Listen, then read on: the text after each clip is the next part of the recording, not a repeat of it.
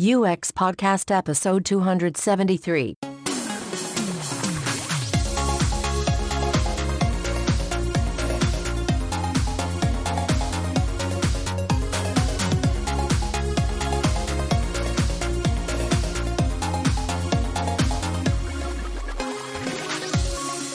You're listening to UX Podcast, coming to you from Stockholm, Sweden. Helping the UX community explore ideas and share knowledge since 2011. We are your hosts, James Royal Lawson And Pat Axbom. We have listeners in 200 countries and territories in the world, from Australia to Iran. And I am super excited about today's interview. This is a person I've admired and followed for many years, Indy Young. She's an independent, qualitative data scientist, problem space researcher, coach, empathy and listening expert, speaker, and the list could, of course, go on and on.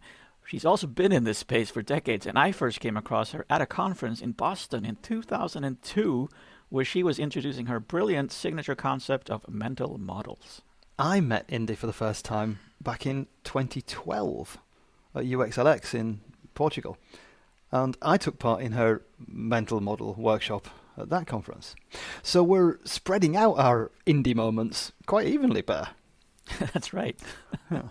Well, this year, Indy gave a talk at From Business to Buttons.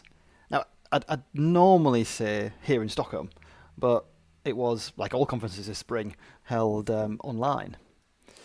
So we didn't get chance to meet her in person. But we have caught up with her now afterwards, a little bit afterwards, and we're going to talk around her presentation, which was People, Purpose, Patterns and Problem Space. So in your talk, you run through the history of software development all the way to the present, and you illustrate sort of how we have moved from building solutions for professions like spreadsheets and helping people get to the moon, and towards building them for everyone. And along the way, we've realized the value of user-friendly and user-centered. And to fully cater to human needs, however, you're stressing that we still have a ways to go because we're still looking through the lens of the solution. Can you expand on what you mean with the lens of the solution? Absolutely. So, usually, when you join a company, you are, or when you're a consultant and you're, doing a project for a client, you're very interested in what that client is producing, what that solution is that they're producing, whether it's a product or a service or something that happens in 1 minute or over the course of several years. It's a thing that they do and that they're trying to get better and that they're trying to grow the market for or something. That seems to be the capitalist way, to just keep growing. And so when you are that employee, that tends to be the way that you look at the work you do. So all of our agile, all of our jobs to be done, all of our even, design 101 and design thinking, and all of those little methods, while they say we're going to be human-centric, they start with the idea of the human using that solution, or the human in the position to maybe consider buying that solution. So there's a usage or a buying sort of a lens on it. Rarely do people actually spend time getting out. They do it. In design thinking, there's this part where you're trying to get out there and jobs to be done. They try to do it too. I think in the hands of somebody very good at it, they will do it well as I do. But very rarely do people try to figure out what's going through somebody's mind as they're trying to accomplish their purpose. So if you're trying to support somebody, and you're only looking at it through the lens of your solution, through the lens of like, well, how do we support them? You're only seeing a part of what that person's trying to get done, only a part of their purpose, only a little subsection of their thinking, and you don't see the whole. Not only does that mean you're running around blind, but it also means you're missing a lot of opportunities. You're missing a lot of breadth there that you could grow into. or that you could start supporting more strongly. So this is all tied together with my thinking styles. Those are just archetypes that are demographics free, trying to make people more aware of the fact that we are generally trying to solve for just one thinking style. Even the personas that people make are very often one thinking style with a different demographic layer on them. So they're just designing for one person. They're designing for that average user. And I'm saying that right now we're at an inflection point about this average user. We need to stop designing for the average because we are harming people who are not average. This happened in the past when we decided to start accommodating people in the built environment with curb cuts and bathroom stalls and sinks and things, but also accommodate them like in the classroom with different ways of taking tests and different possibilities, just to fully recognize people as human. This also happened earlier than that in the mechanical area, where we were building things like fighter jets and cars for an average size human. Yeah. And it wasn't working. That's why we got adjustable seats. That's why we got those kinds of ways of customizing something to you.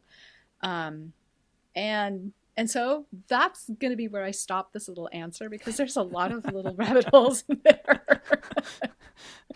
There were a lot of phrases there, like thinking styles and average user. An average user is really interesting because you talk about it alongside this concept of edge case. And I think that we've moved in the design industry, or in the digital industry overall, we've moved away from thinking of edge cases as something that is like being about the commonality of the error to being the action of the user. So we're not talking about how the system behaves anymore. We're talking about how humans behave, and how humans behave becomes an edge case, which is a dangerous thing. A very dangerous thing. That's a very bad misconception.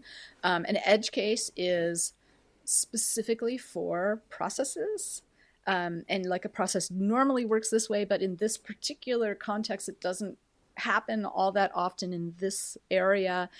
Here's this edge case, right? And so as software engineers, we're trying to not only solve the process as it normally happens, but solve all the different variations as well. And then we feel very proud of ourselves for how many variations we solve for. That did creep into this idea of user experience and the user. And I think it crept in there because of the way that the way that marketing and capitalism thinks of their market. So when you are thinking of yourself as an organization that has, a limited number of resources and a limited amount of money to spend on growth, then you're going to pick and choose what to do. And what you do is you end up looking at who is our market, quote unquote, often defined by demographics, which cause a lot of assumptions and a lot of harm. But it's defined often by demographics, and there's this little sort of bell curve to it. And they say, let's focus on that center of the bell curve. That's going to get us the greatest area, the greatest number of people. And those other edges of the bell curve, we'll call them the people that are the edge cases. I think that's how it happened. Super dangerous, I agree. I was just reflecting on that. So what we did, we basically were going through an industrial revolution and like optimizing processes and looking at edge cases that were not following our nice process or streamlined factory or whatever. And we were trying to kind of eliminate these things that were not efficient and not kind of going to keep us on track to our process. And then somehow, suddenly, we've ended up applying that to how we produce things to sell. Right. And we're no longer kind of optimizing a process or a production thing. We're actually thinking it's all too complicated, this like human variation thing and edge cases. That's interesting because I did take a digital viewpoint on that. So I was looking at it through the lens of digital. And what you just brought up is the lens of the physical, like that factory floor and the efficiency of productivity on the factory line or what have you. And so, yeah, that's definitely another way of looking at it. And again, let's tie that to something more modern. Let's talk about Amazon and Amazon warehouses. I'm assuming that you've got them there too. We have this literally mushrooming of warehouses. Anywhere you drive, anywhere near a metropolitan area, there are big warehouses with lots of those little truck doors for trucks to back up to, growing. They pop up overnight like mushrooms. And then the company hires people. And I know somebody who works at one of these. He was a lifeguard at the pool that I swim at for many, many years. Amazing guy. And he's like, hey, I can earn a few dollars more there. So I'm going to go try it. And I saw him like, I don't know, 7-8 weeks later or something. He looked like a scarecrow. He had lost about 25, I can't remember exactly what he said, 25 or 30 pounds. His, like, you could see the bones in his arm. I'm like, John, what happened? He's all like, well, I walk about 10 miles a day. And I get a 30-minute break for lunch and 2 10-minute breaks, one in the morning, one in the afternoon. And you have to like follow this algorithm. So there's a lot of articles that we could reference in the show notes or something that people are writing these days about the way that the algorithms are now trying to drive people to be more productive. So there we're joining that digital lens with the physical lens, and the physical lens is also the human. And the humans are being driven to go faster and faster, and as soon as they don't meet some of those numbers that the algorithm is like ratcheting up, then they get fired. So if you're a woman and you have a heavy period and you have to go to the bathroom more often, you get fired. Yeah, because you're an edge case and the algorithm doesn't take that into account. Yeah. Right. Yeah. And you're effectively not as productive. Yeah. And if you're John and you're only eating like one hard-boiled egg at lunch, you're losing weight like hell. Oops. So, yeah, it's a very dangerous situation, because somewhere somebody made the decision that this was a smart thing to do, to have an algorithm run humans. Now, maybe eventually those humans are going back to normal human activities, and there's only going to be robots in the warehouse. And they're still going to have physical constraints. So this idea, it's all creeping back to this idea of like, oh, in capitalism, always we're growing, always growing. We're never thinking about sustainable. We're never thinking about reaching a level where it is a good balance. We're never thinking about the ecosystem. We're never thinking about living this way. So that's I think where you also introduce this concept of thinking styles, because that's where you bring in how humans are, and humans aren't always thinking along numbers. How many of these things can I accomplish in a day? Because humans think in other ways. They think about sustainability. And they do think about quick and efficient sometimes, but they also think about tradition and what ancestors did. Walk us through how thinking styles can help us get out of this mess that we've built. Yeah. It's tied with the average user message, too. So, yeah, we've built a mess, for sure. Oh, my God. How many people have been elected in countries because of disinformation or gaming the algorithm for advertising on Facebook, right? So it's a mess. So, yeah, thinking styles. I think that thinking styles alone are not the solution. I think the biggest thing that we have to do is catch the attention of the people who are making these bad decisions and show them how harmful they are. So one of the things that I have done in this past year is develop a graph. This graph is tied to the opportunity map. But imagine that you are a product owner, okay, and you're responsible for like this section of what normally people think of through the solution lens as the product. But if we can get a hold of that product owner who's open-minded and really does want to do a good job for a person, a human, if we can switch their attention to the person's purpose and say, I'm responsible for helping this person with this section of their purpose, I have it graphed out in that opportunity map based on listening sessions, based on deep data patterns, understanding of how well we are supporting thinking style A, thinking style B, and thinking style C. I have an example of this. This was from an opportunity map that was done for a group in the U.S. government who was responsible for helping employers adhere to the Americans with Disabilities Act in terms of hiring and employing Americans with disabilities. Probably similar rules in a lot of different countries.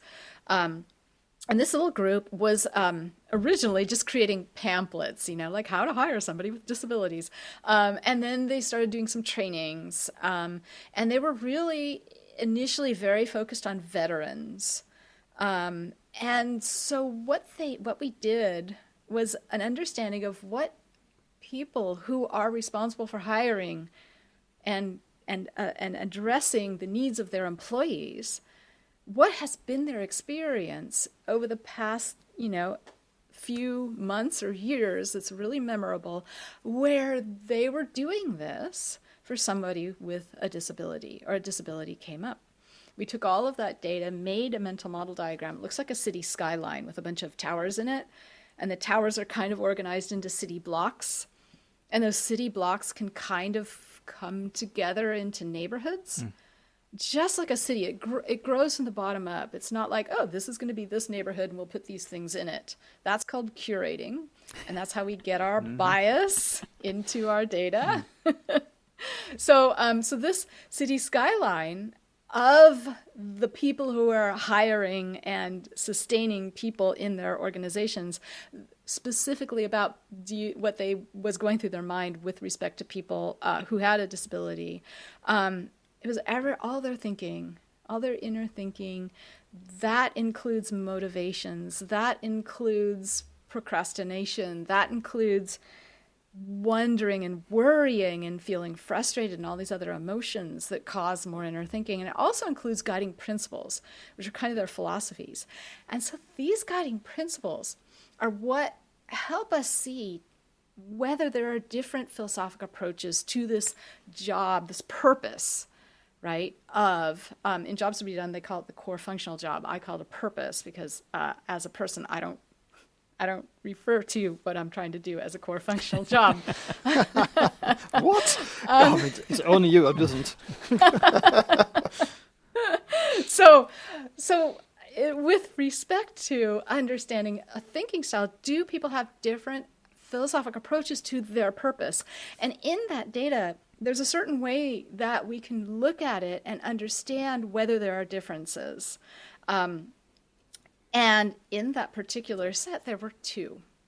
There was one thinking style that was the empathic, I'm thinking ahead, I'm looking out for people before they even come to me, and I'm really aware of these things, and I'm trying to stay on top of it.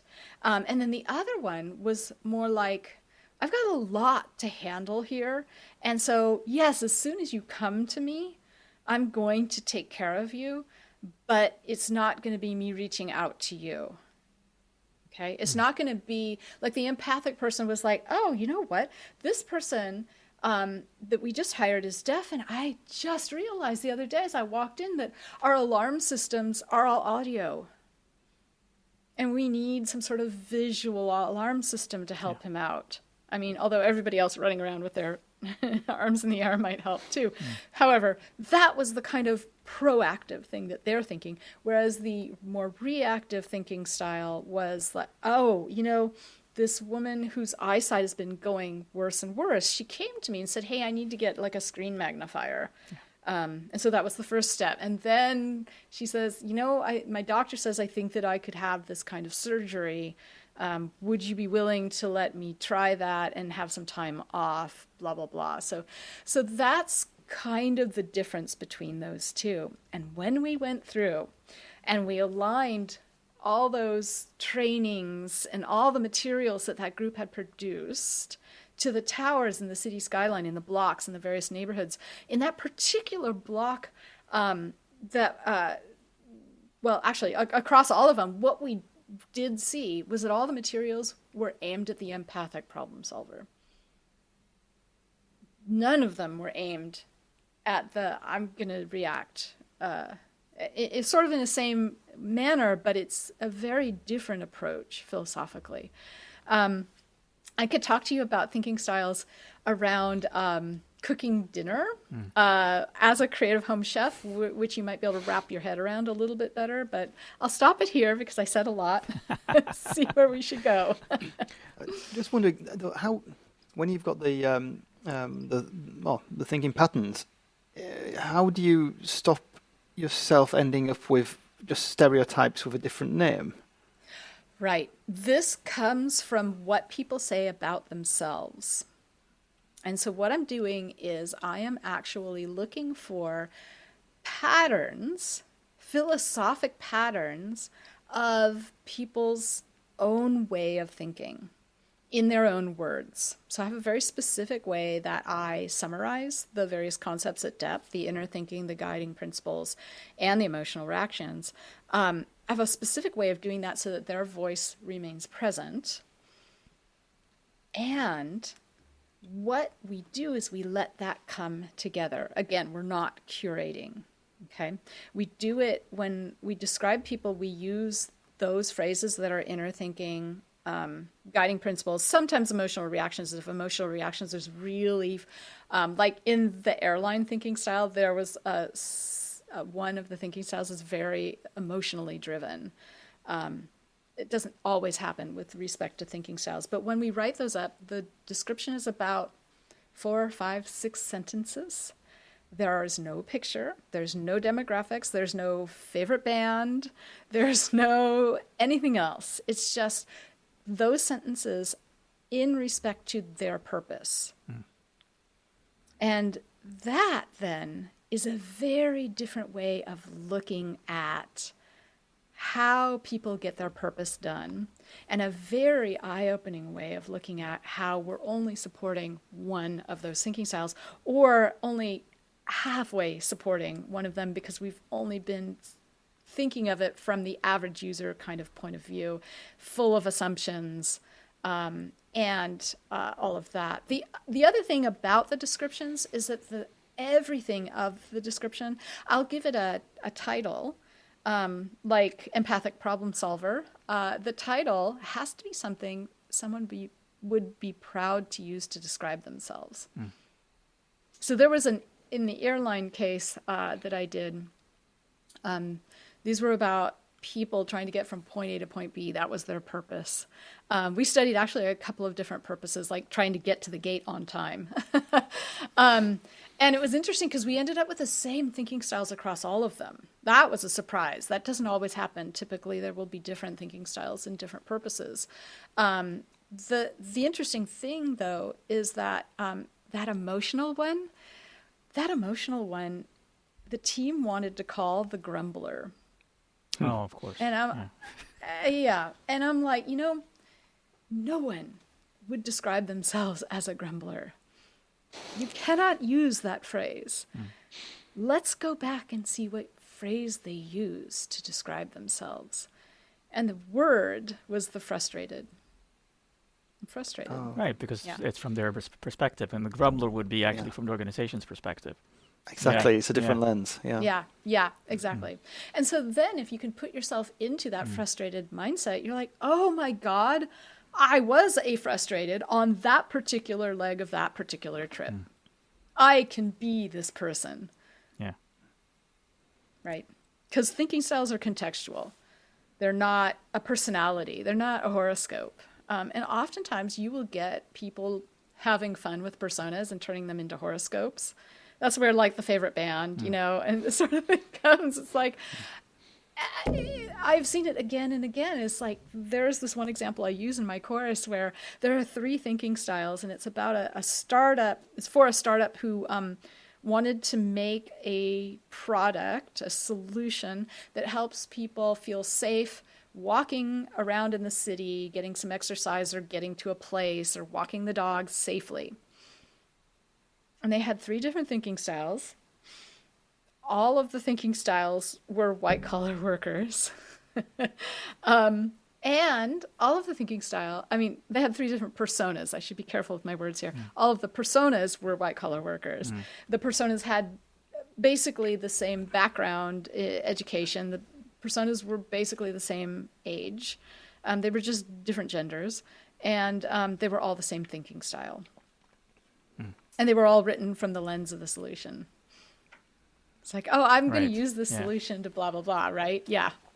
That's even how we write user stories for our backlogs. So for user stories, I think once you're in the solution space, you're okay talking about the solution. That's fine. When you're doing evaluative work, when you're doing generative work, you're in the solution space. You are generating ideas. Ideas are solutions. You're in the solution space. But when we're trying to understand people, let's just gather an understanding of somebody trying to accomplish their purpose, then you're in the opportunity space, or what I call the problem space. Ethics calls it the futures research. That's us trying to understand people as people, trying to get their purpose done. And what I want is, in the end, after we get this data into our opportunity backlog, so it's driven not by technology, it's not driven by big data correlation guesses about assumptions for demographics, but it's driven by understanding what's going through people's heads and their different philosophies. Then we can go into our solutions much better prepared. We can narrow down what we're going to work on. Like, okay, we're only going to work on this thinking style for right now. We know there's this other thinking style, but we're making the decision to work on this one. And we feel confident about it. And we're going to really nail this one, not try to make a solution that works for everybody. And then we're going to come back and make another solution, another front end, another experience for this other thinking style. Yeah. And the other thing that we can do then is also layer on discrimination lenses and physiology lenses. Exactly right. And this is where, so it gets really complex. But this is where we start really opening our eyes, especially back in when we're framing our research studies in the opportunity space. Who are we going to hear from?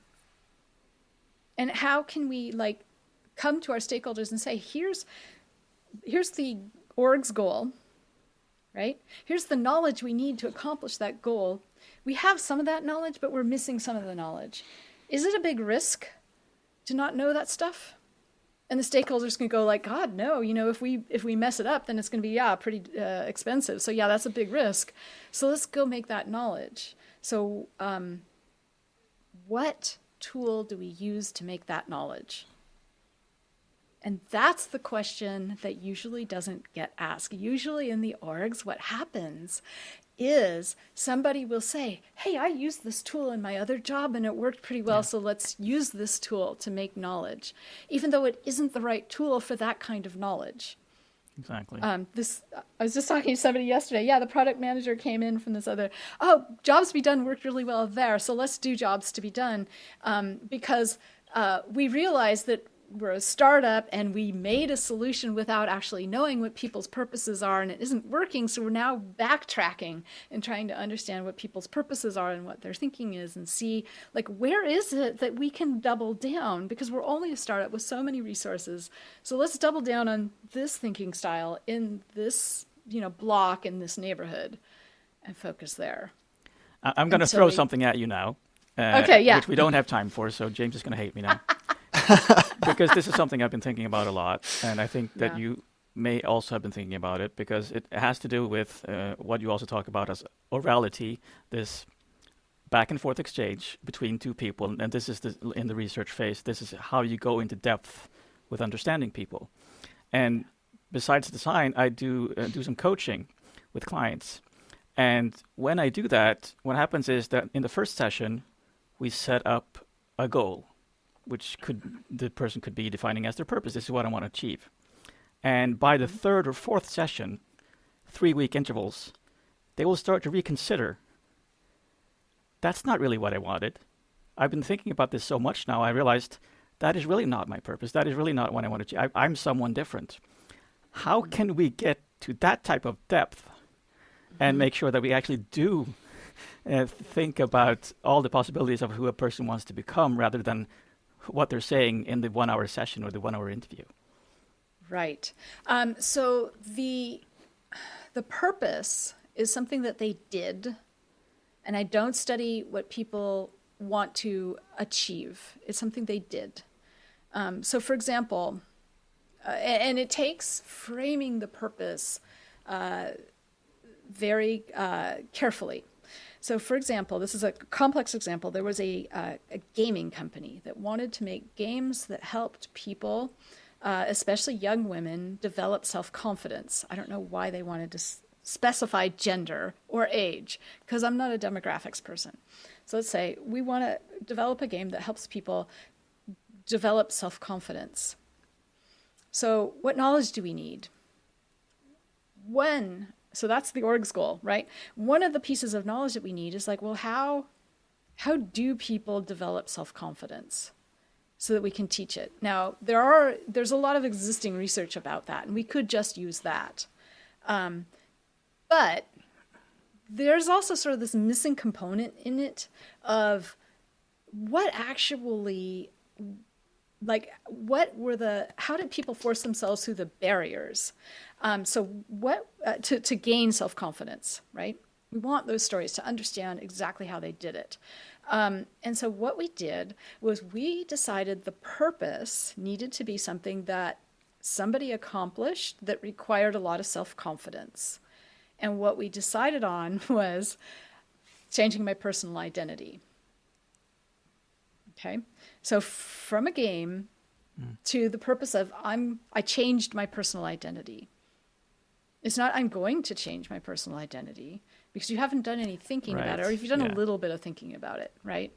But you haven't done all of it. And the part that we need is how you worked through those setbacks. Because it's hard. So when we're recruiting for this, I have a very specific way of recruiting. When we're recruiting for this, we have to make sure that people have done enough thinking about it. It was a struggle. It took months. And I need to understand that they can also tell me about it. Sometimes, so I'll do spoken screener. I call it an intro session with the people, with a candidate. Who's not a participant, they're just a candidate. And I say it's an info session, and I'm going to ask you some questions, you're going to ask me some questions, we're going to see if we're comfortable with this and want to go forward, right? And part of what I'm doing in that is sussing out whether they, as I'm trying to develop a trust or rapport with them, I'm doing that in that session, and I'm trying to figure out if they'll take that and accept it and give me some trust. Because trust is important, and we're going to do it with a tiny little question that is easy for them to answer in a short period of time. But the other thing I'm looking for is, can they, like your example, can they express what actually went through their mind? Do they know what went through their mind? Yeah, I love this. Right, yeah. So, of course, with Per's example, he's trying to create self-awareness through coaching, whereas what you, Indy, are trying to do is trying to surface self-awareness from a journey that's already been travelled. Yep. You're starting new journeys, Per. Exactly. Yep. That's a really good way of explaining it. Thank you. I mean, to sum things up, I mean, there's so much opportunity out there to do way, way better than we're doing today. Yeah. I think to sum things up, we need to develop relationships with our product owners, with our stakeholders, so that they trust us, so that they understand what it's like to have a trust relationship, to speak at depth to one another, rather than to speak at surface to one another. And once we develop those relationships, that, I think, is the point at which they will start to recognize that we're we have some, as researchers, expertise in selecting which research tool to use for a particular knowledge that we need to create, and let us help design the studies rather than, no, let's just go use jobs to be done, or whatever tool, right? So it's up to us to develop those relationships, because without that, they're going to continue to have the power, and they're going to continue to run around not knowing. They have no idea that they're doing it wrong. The other half of it, I think, is if we can start to show them the harms that we're doing very specifically to a thinking style in a particular part of what we're creating as a solution for them, with respect to, of course, their purpose, a tower in their purpose. So that's the other half of it, relationships and starting to show them what the harms are and maybe getting attention. I love it. There's so much more to. I'm looking forward to listening back to this. So Yeah, me as well. In even more. Thank you so much, Emily. This was really, really valuable. It was really good fun. Thank you. Yay!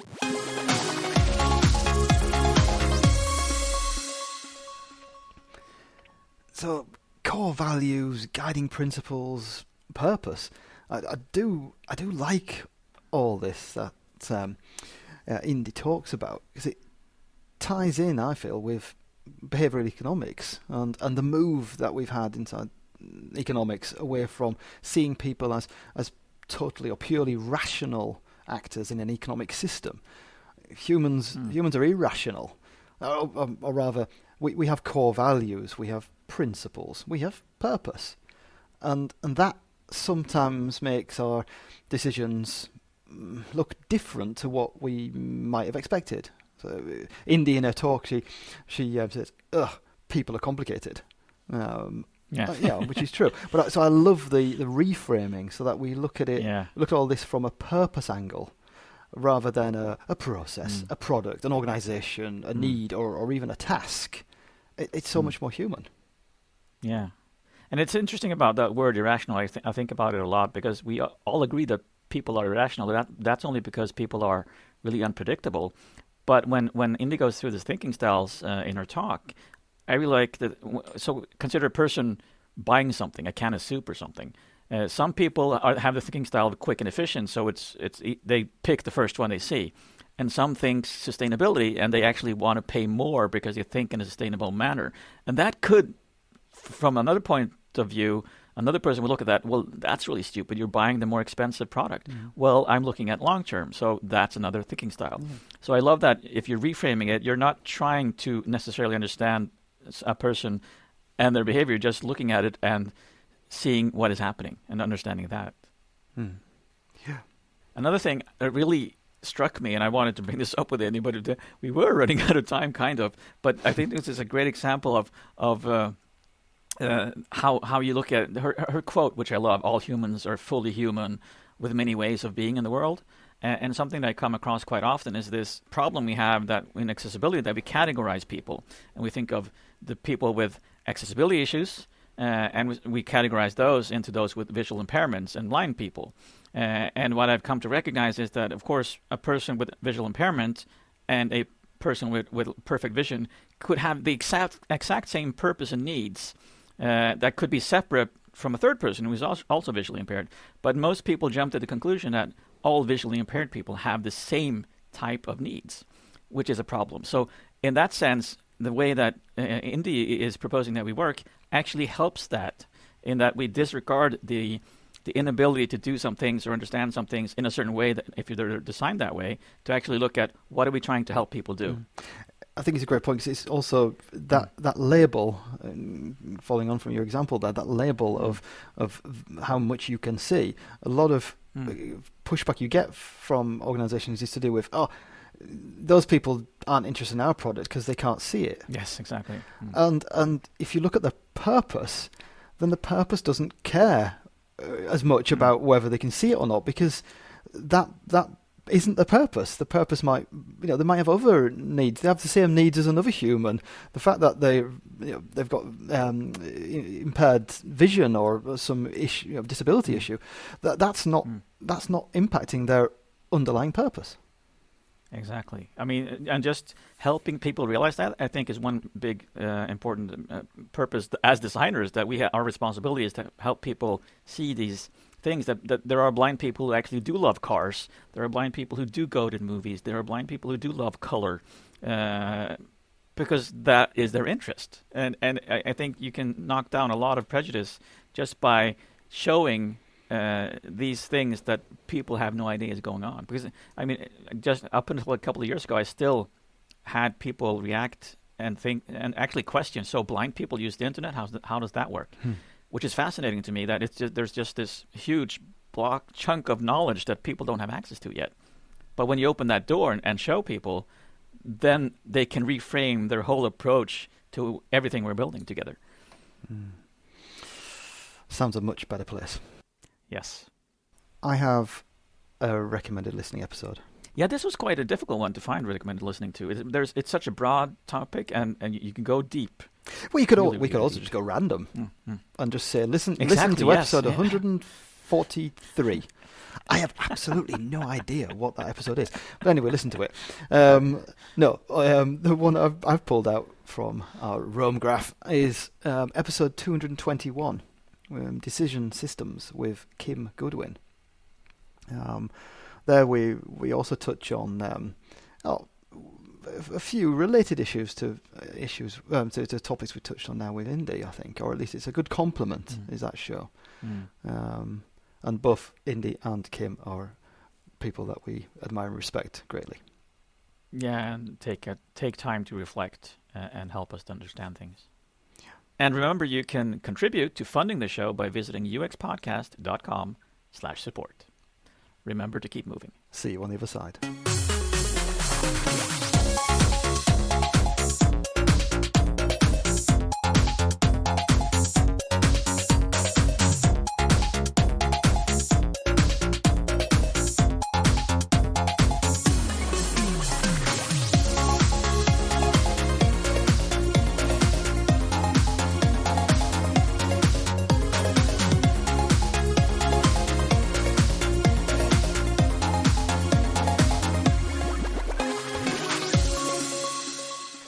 Pa, I've lost my thesaurus. You've lost your thesaurus. Yeah, I don't have any words to describe how upset I am.